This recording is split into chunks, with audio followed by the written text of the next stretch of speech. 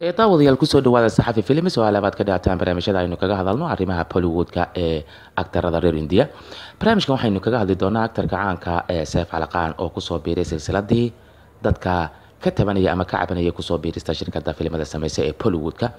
Haddaba aktarkan ayaa waxa uu soo galay silsiladda Tanushara Dutt oo maalmahan basaarnay saxaafadda kadib markii ay Nana Patekar ku eedeysay in uu ku sameeyay fal anshax xumo ah muddo laga joogo 10 sano haatanna ay diyaar u tahay inay dacwad la fuusho oo ay maxkamadeyso.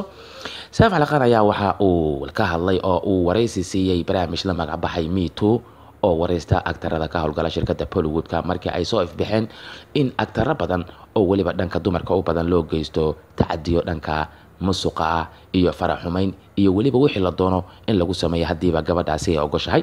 Saif Ali Khan ayaa waxa uu markii koowaad hadalka ku furtay in dumarka xuquuqdooda ay helaan waa waajib. Wuxuu yiri dhacdada noocan oo kale aniga 25 sano ka hor ayaa la igu sameeyay, mana rabo in aan xasuusto oo aan haatan soo qaad laakiin caradeeda igama aysan baabin.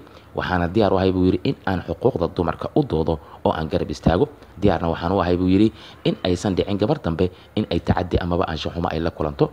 Saif Ali Khan oo hadalka sii wata waxa uu yiri waa ay dhacdaa, waxa aynu diyaar u nahay buu yiri dhacdooyinkan soo noqnoqday oo aysan cidi ka hadlin in aan ka hadalno. waxaana diyaar u ahay buu yiri cid allaale iyo cid diyaar u ah in dadka waxyaabaha noocaas lagu soo eedeeyay aysan la shaqayn inaan aniguna garab istaago oo aysan dib dambe wada shaqayn inoo dhexmarin. Aktar badan ayaa waxa ay go'aan ku qaateen cid kasta oo lagu eedeeyo in ay sameeyeen waxyaabo anshax xumo oo ka soo horjeeda xuquuqda dumarka in aan la shaqaynin oo dib dambaba aysan u dhicin in filim la wadaago amaba ay dhacdo xitaa in muuqaal uu leeyahay lala sameeyo oo la ag istaago iyadoo oo markaasi looga dhigaya ciqaab haddii dhanka dawladda ay waxba ka qaban weyday. Saif Ali Khan ayaa isagoo careysan ka hadlay arrintan soo noqnoqotay. waxa uu yiri qaabka ay dadkan uga hadlayaan buu yiri oo ah in aysan waxba ka jirin waa been buu yiri. aniga lafteyda ma dhahayo buu yiri waxa la ii geystay faraxumeyn laakiin waa la igu sameeyay buu yiri waxyaabo aad u qaab daran 25 sano ka hor markii aan kusoo biiriyay shirkadda filimada sameysay ee Bollywoodka. anigoona dib ugu canaynin waxaan diyaar u nahay buu yiri inaan horey u socono cid alaali cid fal noocaas lagu arkana in ciqaabta uu leeyahay la marsiyo.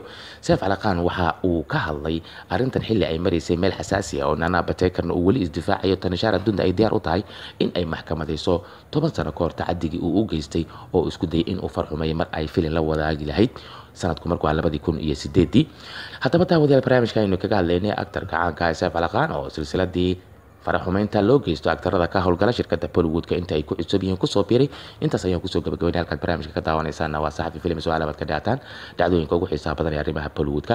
haddaba haddii aadan horey uga mid ahayn baad ku xiran saxafi ugu horreyn barnaamijka like saar kadibna subscribe saxafi films taaba gambalelka si barnaamijyada ka baxay saxafi ay joogto kugu noqdaan fikirkaad qabtidna waxaad nagula wadaagi kartaa qaybta comments-ka ee saxafi films inagoo isku duuban oo baada saxafi dhamaantay waxaynu idinkaga tegaynaa sidaa iyo nabadgelyo.